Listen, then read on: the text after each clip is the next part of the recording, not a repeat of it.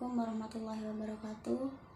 Yang terhormat Bapak Dr. Abdul Wadud Nafis, LCMEI, selaku dosen pembimbing mata kuliah Ekonomi Makro Islam, serta teman-teman sekalian.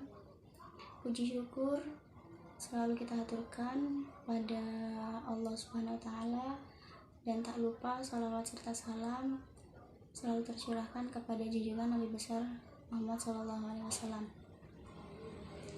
Sebelumnya, perkenalkan, nama saya Siti Maimunah, nomor NIM 204-105-020054. Saya dari kelas Ekonomi Syariah 2, dan di sini saya akan menanggapi video dari Bapak Dr. Abdul Wadud Nafis, LCMEI, mengenai ekonomi tertutup dengan kebijakan pemerintah, atau yang biasa disebut dengan perekonomian 3 sektor. Langsung saja, yang pertama, perekonomian 3 sektor adalah perekonomian yang meliputi kegiatan dalam sektor perusahaan, rumah tangga, dan pemerintah. Perekonomian 3 sektor juga disebut sebagai perekonomian tertutup, karena dapat diasumsikan bahwa perekonomian tidak berinteraksi dengan dunia internasional. Interaksi ekonomi hanya terjadi dalam negeri saja. Lalu seperti apa gambar siklus perekonomian 3 sektor itu? Untuk lebih memahami bagaimana siklus perekonomian 3 sektor dapat dilihat pada gambar di samping. Ada 3 pelaku ekonomi, yaitu sektor rumah tangga, sektor pemerintah, dan sektor perusahaan.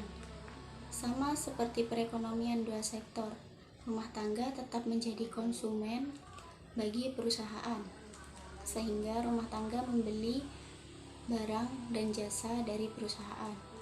Begitu juga dengan perusahaan, posisinya pun tetap sama, yaitu sebagai pengguna faktor produksi yang disediakan oleh rumah tangga.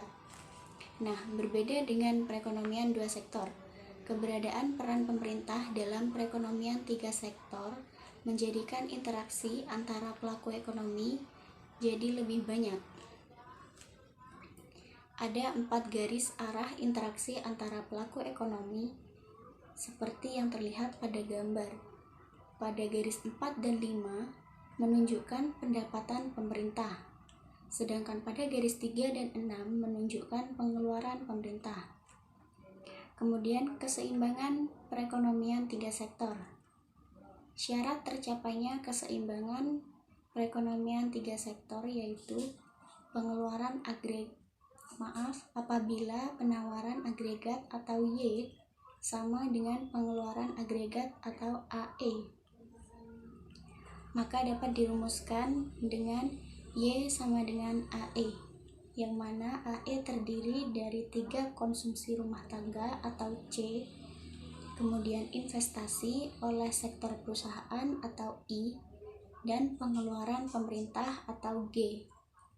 Maka rumusnya menjadi Y sama dengan C plus I plus G.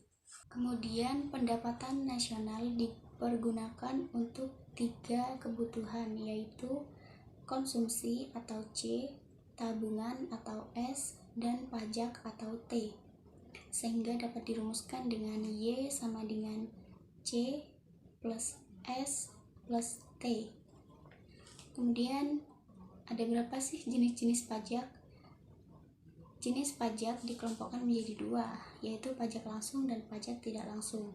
Pajak langsung merupakan pajak yang bebannya tidak dapat dialihkan kepada pihak lain, sedangkan pajak tidak langsung adalah pajak yang bebannya dapat dialihkan kepada pihak lain.